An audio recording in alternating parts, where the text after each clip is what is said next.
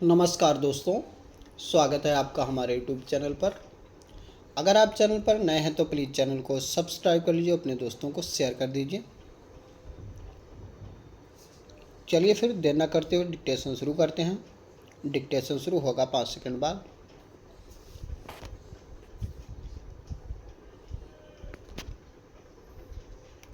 Start.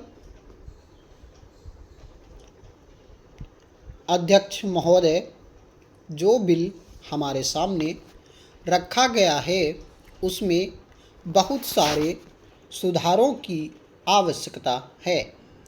इसको और भी अच्छे ढंग से यहाँ रखा जा सकता था।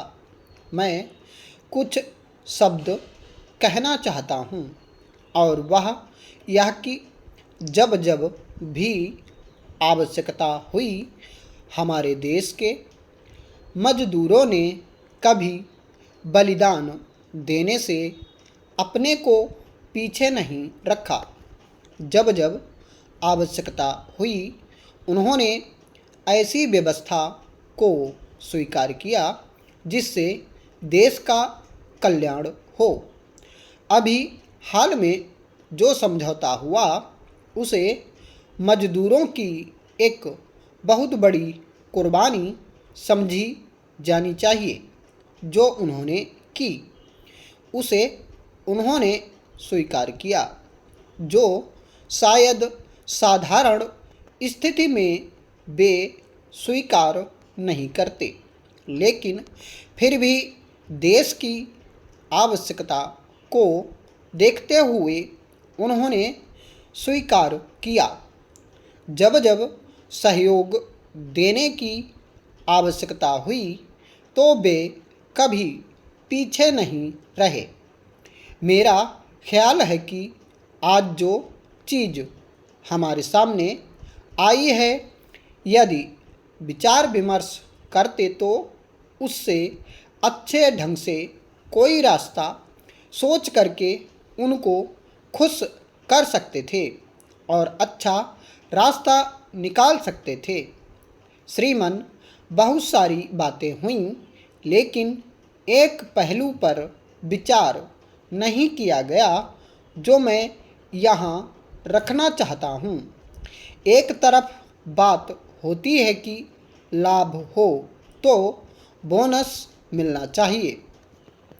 बात सही है, लेकिन कल्पना कीजिए वैसी स्थिति की जहां आप यह कहते हैं कि तुम कभी लाभ नहीं कमा सकते। मैं कोयला उद्योग की बात कहना चाहता हूँ। कोयले की कीमत निर्धारित करने के लिए एक समिति बनी थी। उसने कहा कि इनको अपना खर्चा चलाने के लिए कोयले का जो उत्पादन होता है उसमें आवश्यक है कि कोयले की कीमत बढ़ाई जाए। अभी भी कुछ बातें हैं जिन पर विचार किया जा सकता है। यदि गंभीरतापूर्वक विचार करके यह बिल यहाँ रखा जाता तो और भी अच्छा होता। इसमें नीयत की बात मैं नहीं कहता।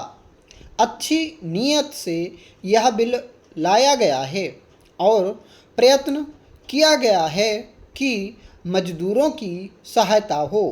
जो एक अव्यवस्था चल रही थी उसे दूर करने के लिए एक व्यवस्थित ढंग से नियम बनाया जाए जिससे पूरे उद्योगों में समान ढंग से मजदूरों को बोनस मिल सके और उद्योगों में शांति स्थापित हो सके।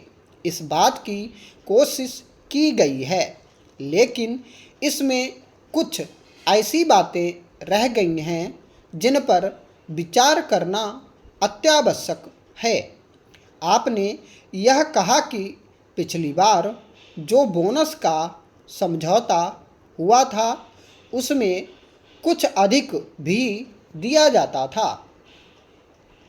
सभापति महोदय, पिछले वर्ष इस सदन में यह सुझाव रखा गया था कि हमारे किसान जो फसल पैदा करते हैं उसका बीमा करने की व्यवस्था की जानी चाहिए।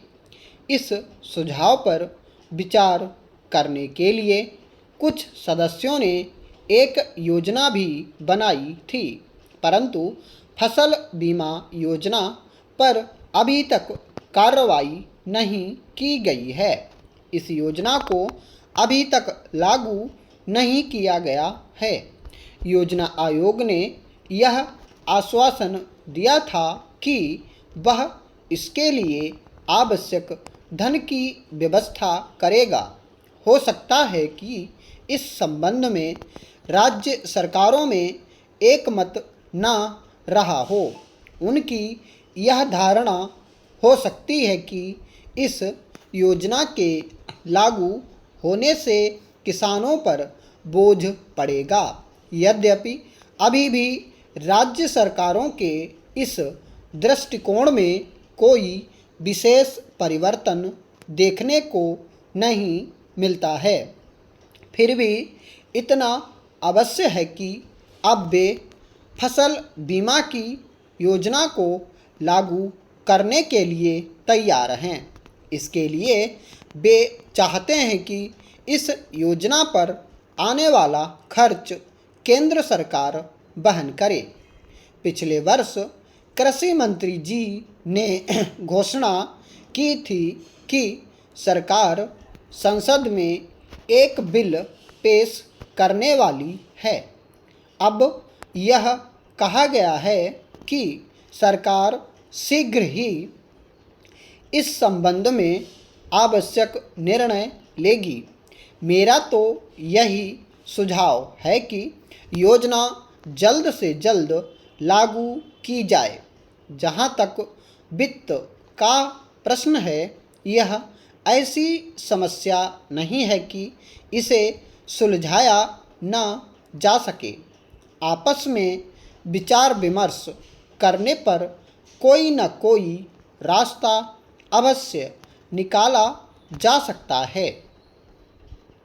महोदय, इसमें दो राय नहीं है कि हमारे देश के किसान गरीब हैं। ऐसी स्थिति में जबकि वे लगान तक नहीं दे सकते, तो वे फसल बीमा की किस्त किस प्रकार दे सकते हैं।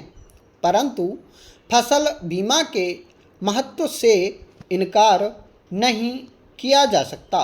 जब किसी कारण किसान की फसल नष्ट हो जाती है तो उसके पास अपने खाने तक के लिए कुछ नहीं रहता। यदि उसकी फसल के बीमे की व्यवस्था हो तो वह इस परेशानी से बच सकता है और अपनी खेती में अधिक से अधिक धन लगा सकता है। फसल बीमा योजना किसान के लिए एक वरदान है। इसीलिए फसल बीमे की व्यवस्था तो नितांत आवश्यक है। बीमा योजना से किसान अपनी फसल के प्रति आश्वस्त हो सकेगा और अपने उत्पादन को बढ़ाने के लिए भी प्रयत्न करेगा। परंतु मुख्य प्रश्न तो यह है कि उसका खर्च कौन वहन करे। स्टॉप।